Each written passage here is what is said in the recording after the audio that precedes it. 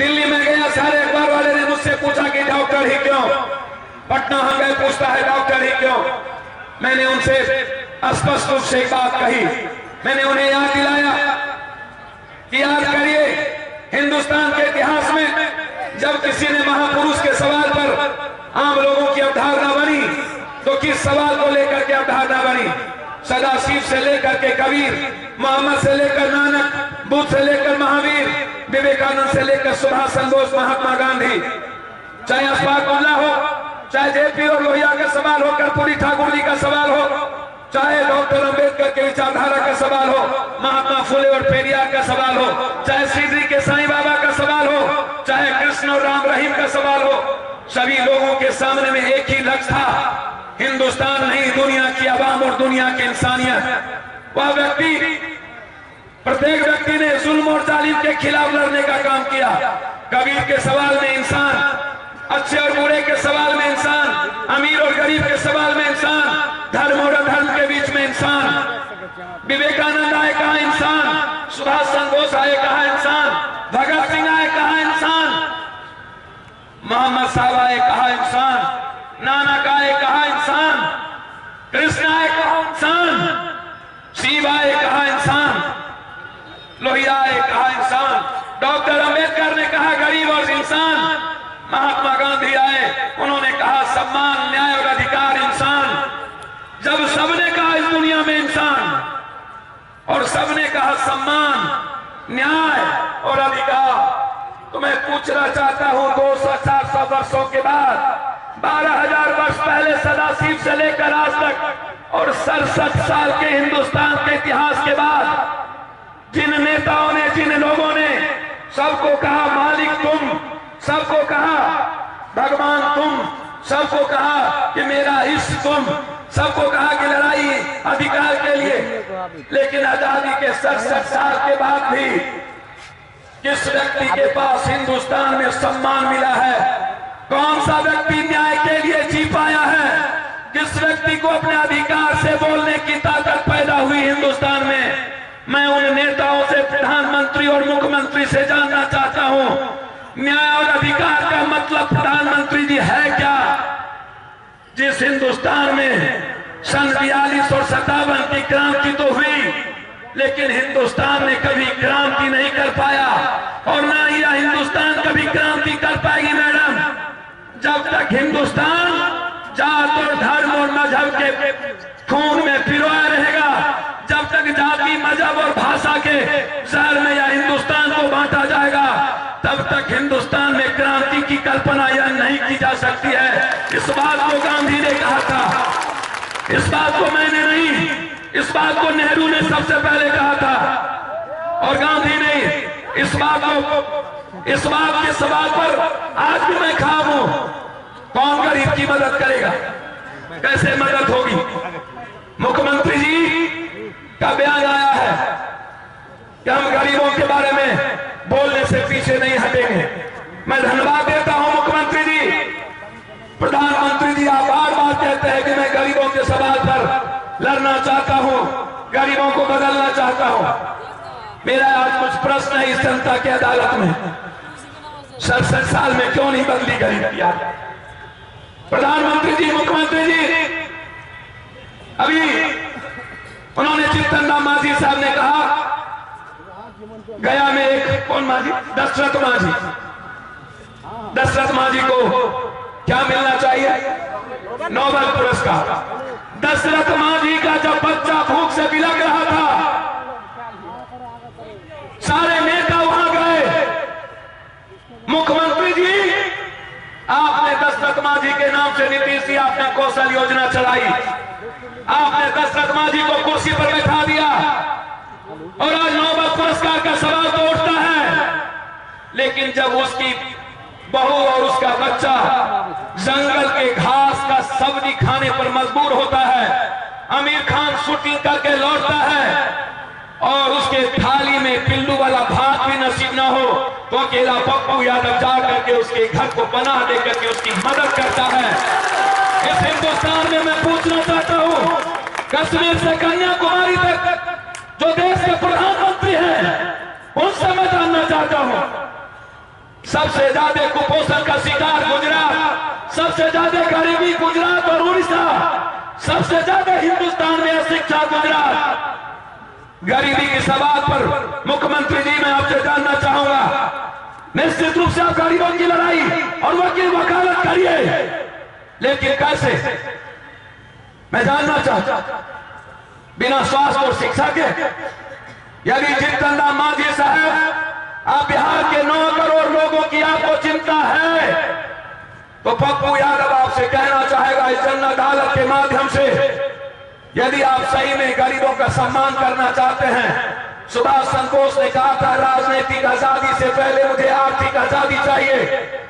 जिस दिन रोटी कपड़ा मकान, जिस दिन हिंदुस्तान में नरेंद्र मोदी जी, आपसे मैं कहना चाहूंगा यदि आपको हिम्मत है, कैंसर किडनी जो गरीबों के पास सबसे संक्रमण बीमारी है, यदि हिंदुस्तान का फ्री कर सकते हैं तो आप करने की हिम्मत उठाइए। मैं कहना चाहता हूं जीतन राम मांझी को पप्पू यादव मांग करता है हिंदुस्तान के गरीब का किडनी यदि फेल हो तो बिना पैसे का बदला जाए, और हिंदुस्तान के गरीबों को कैंसर हो तो बिना पैसे का बदला जाए। सिर्फ टीबी की बीमारी और बुखार का दवाई दे देने से गरीब का भला नहीं हो सकता। याद रखिएगा हिंदुस्तान के प्रधानमंत्री, मैं हिंदुस्तान के प्रधानमंत्री से जानना चाहता हूं, और जीतन राम मांझी जी आपसे सिर्फ गरीब की बेटी को योर ऑल ओवर ABCD और किसी तरह जबरदस्ती मैट्रिक का परीक्षा दिला करके सिर्फ बेटी को बिहार के लायक खड़ा कर देना, ये गरीबों के सम्मान और अधिकार की बात नहीं है। जिस दिन इस हिंदुस्तान में MA तक गरीबों की पढ़ाई को आप फ्री करने की हिम्मत पैदा करिएगा, उसके दिन गरीबों के सम्मान और अधिकार की बात होगी।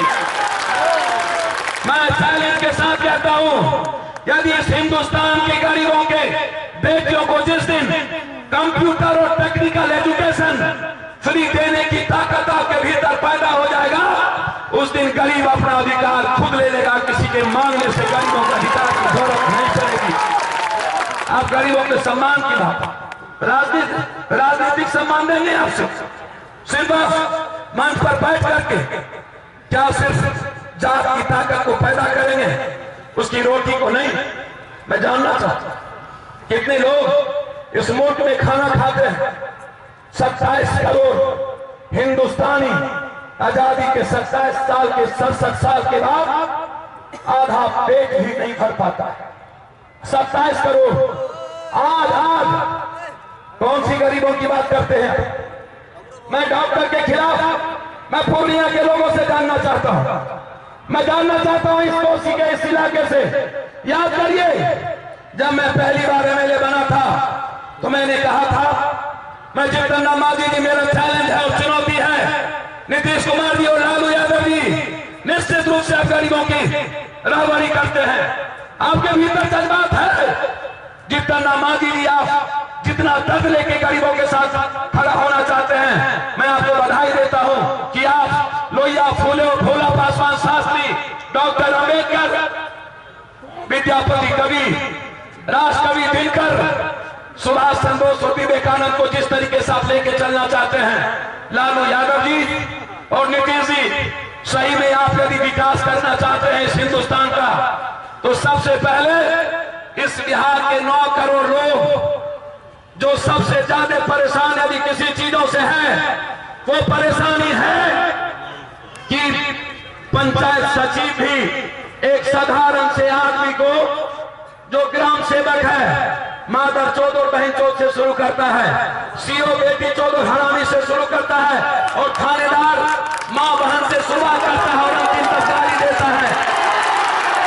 यदि जीतन राम मांझी जी, यदि आपके भीतर कुपत है तो 48 घंटे के अंदर मैं आपसे कहना चाहता हूं, यदि है कुपत किसी नरेंद्र मोदी और जीतन राम मांझी में नहीं है तो पप्पू यादव के लिए सत्ता छोड़ दो। 48 घंटे के अंदर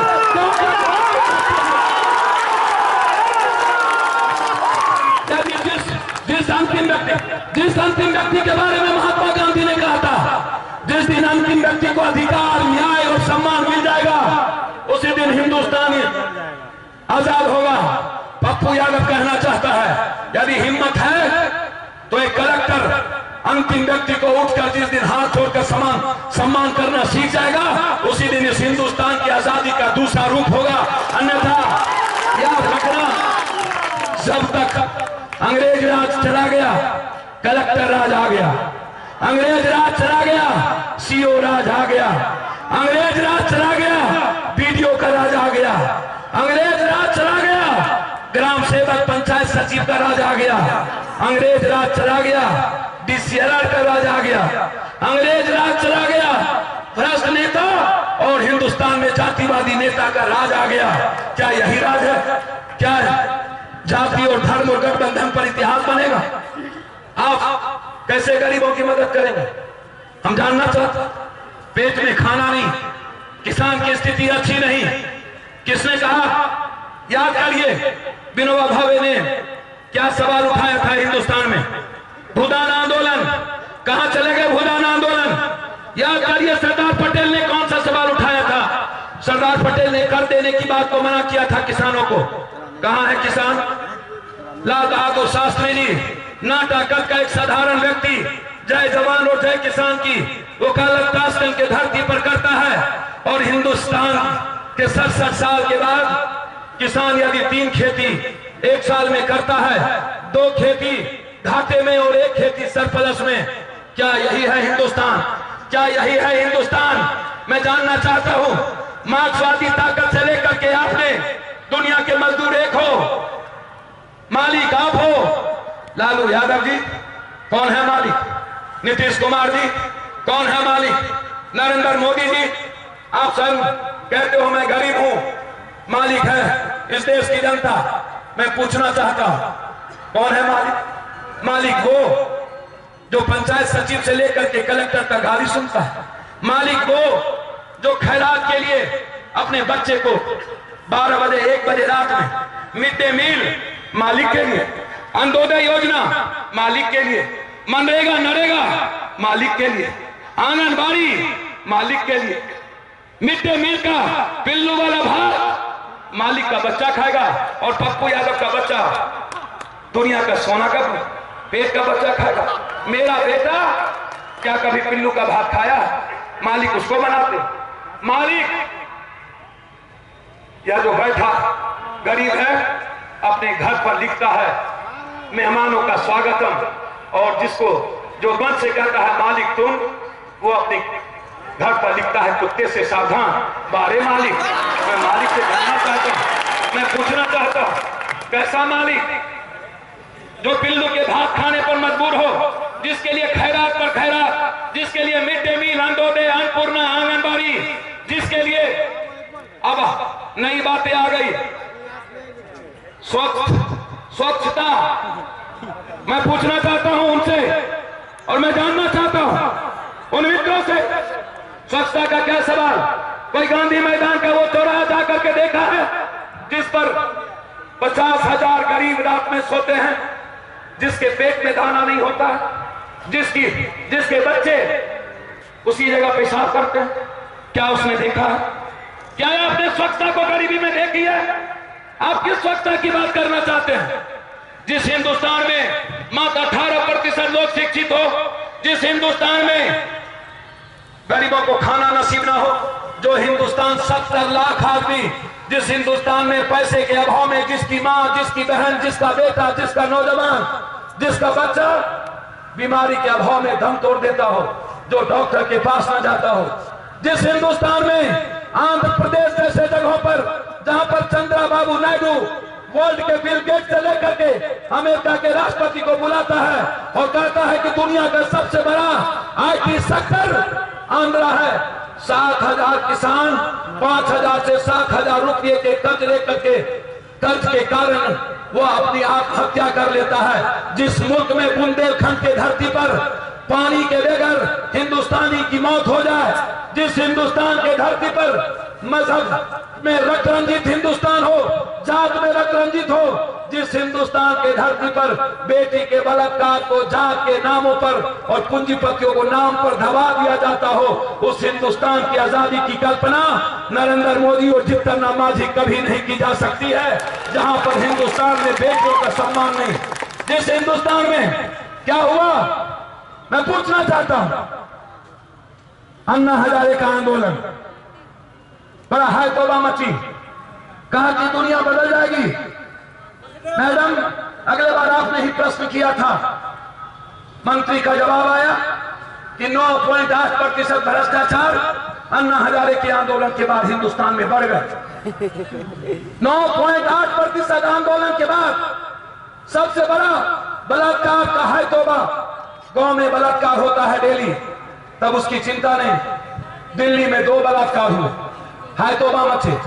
दामिनी और निर्भया और दामिनी को लेकर पूरा हिंदुस्तान नहीं दुनिया के मुल्क ने थर्रा दिया, और मंत्री जी का जवाब आता है निर्भया और दामिनी की बलात्कार के बाद सिर्फ 21% बलात्कार दिल्ली में बढ़ गए। हाय तौबा मचने के बाद उस हिंदुस्तान में क्रांति, उस हिंदुस्तान में मैडम बदलने की बात। पप्पू यादव तब भी जब 90 में हम एमएलए बने थे सिंहेश्वर से, हमने कहा था वीडियो को बुलाकर, मुझे 12 घंटे के अंदर जो सिंहेश्वर का सबसे गरीब कमजोर नौजवान और छात्र है, जो मेरे बुजुर्ग हैं, जो किसान हैं, उसका रेस्पेक्ट मुझे उठ के चाहिए, अन्यथा 48 घंटे में सरकार किसकी है मैं नहीं जानता हूं। बोरिया बिस्तर बांध करके अपना घर चले जाइएगा, सिंहेश्वर की धरती पर रहने का कोई मतलब नहीं। मैंने तब भी कहा था ये सवाल, जब मैं जब पूर्णिया में एमपी बना तब भी मेरे लिए यही वो सवाल था कि आम आदमी का सम्मान होगा या नहीं। यहाँ बैठे हैं फाग बाबू, मेरे जहन में तब भी यही सवाल था कि आम आदमी कब मुस्कुराएंगे, आम आदमी कब खुशी होगा, आम आदमी पप्पू का पिता कब होगा, कब वो अपने को पप्पू का पिता समझेगा, कब वो अपने को हिंदुस्तानी समझेगा, कब वो अपने को इस इंसानियत की इस ताकत में जी पाएगा। यह सवाल मेरे लिए तब भी था। याद करिए 94 में पूरा बिहार हड़ताल किया था डॉक्टर मेरे खिलाफ, इसी पूर्णिया के धरती पर। मैं बधाई देता हूं पूर्णिया के डॉक्टरों को। उस वक्त पूर्णिया के डॉक्टर ने मुझे मदद की थी और कहा था पप्पू यादव जो कहा है वो सही कहा है, गलत नहीं कहा है। और पूरे पूर्णिया के कुछ डॉक्टरों ने मेरी मदद उस वक्त की थी कि फीस को कम किया था, उन्होंने मेरी बात सुनी, जांच कम कर दिया था, दवाई लिखना बंद कर दिया था। ऑर्थोपेडिक सर्जन अपने अपने फीस कर दिए थे, बहुत ऐसे बुजुर्ग थे। लेकिन हुआ क्या, हुआ क्या? क्या वो सवाल खत्म हो गए? मैंने क्या कह दिया? मैं तो कह रहा हूं जितन राम मांझी जी, यदि सही में गरीबों की आप मदद करना चाहते हो तो जो सही में जात नहीं, आज जात की जरूरत नहीं है और ना जमात की जरूरत है, आज जरूरत है गरीब और अमीर के बीच की फर्क का। आज जरूरत है जिसके पास पढ़ने के लिए सब कुछ है और जो छात्र पढ़ना चाहता है उसके पास कुछ नहीं, उसके सम्मान का, उसके न्याय का आज जरूरत है।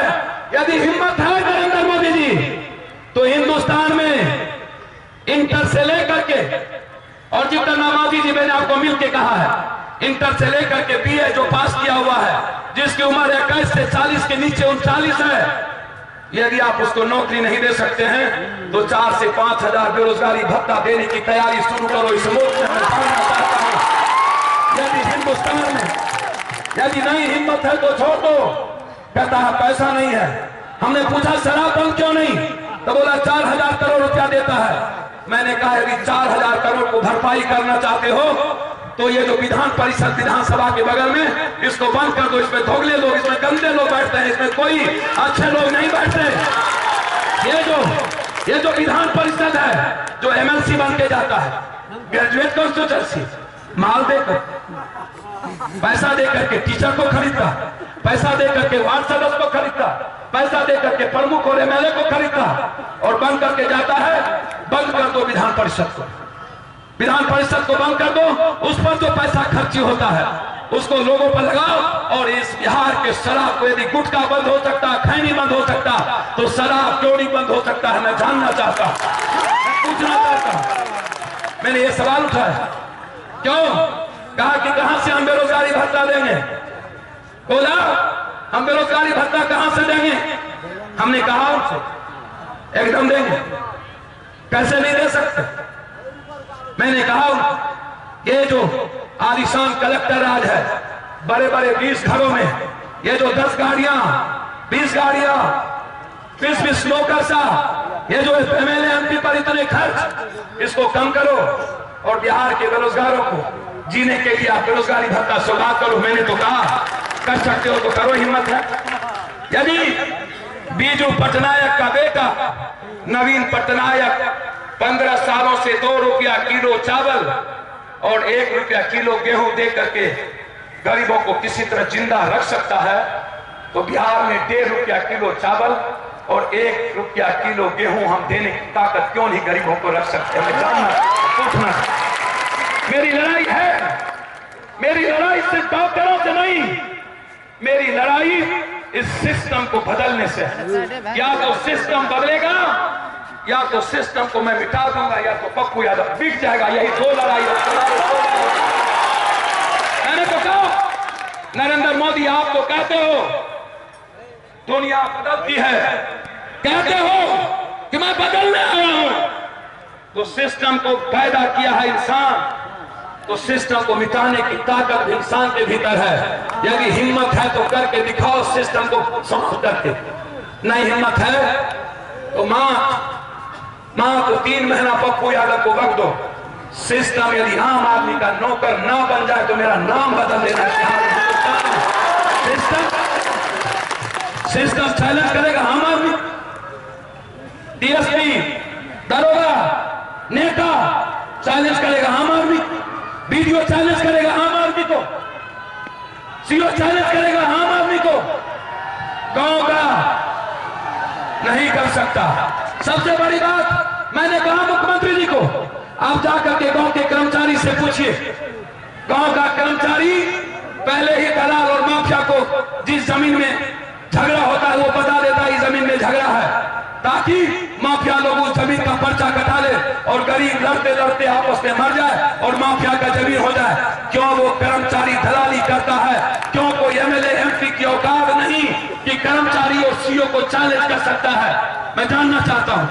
जिस जो एमएलए जो एमपी है तो हमारे बिहार में, बैठ जाइए भाई, प्लीज बैठ जाओ, मैं जहां बैठ जाइए आप लोग, मेरी विनती है बैठ जाइए। मैं जानना चाहता हूं, जो बड़े बड़े नेता अपने को कहते हैं मैं नेता, उजला पेंट, उजला शर्ट, उजला रिबोक का जूता, जो एमएलए एमपी कहता है कि मैं नेता, जो बड़े बड़े लोग कहते हैं मैं दादा पल्सर गाड़ी और स्कॉर्पियो पर घूम के, यदि दादा हो तो अपने पड़ोसी की उस दुख को एक बार मुस्कुरा करके हिम्मत है तो दिखा दो, मैं उसी दिन दादा मान लूंगा आपको, जिस दिन अपने पड़ोसी की खुशी को आप पैदा कर सकते। मैं उस एमएलए एमपी से कहना चाहूंगा, यदि बीडीओ को चैलेंज करने की हिम्मत आप में नहीं है, यदि सीओ आपके क्षेत्र के गरीबों से पैसा लूटता है, यदि पंचायत सचिव उठ करके गांव के गरीबों को सम्मान नहीं करता है, तो आपको एमएलए एमपी बनने का कोई राइट नहीं। आप निपुंसक हैं, आप कायर हैं, आप कमजोर हैं, आप दुनिया के सबसे कायर इंसान, आपको हिम्मत नहीं है। किसके लिए हिम्मत नहीं? इस इंसान के लिए नहीं। जिसको इस इंसान के लिए जीने की हिम्मत ना हो वो भी हिंदुस्तान में अपने को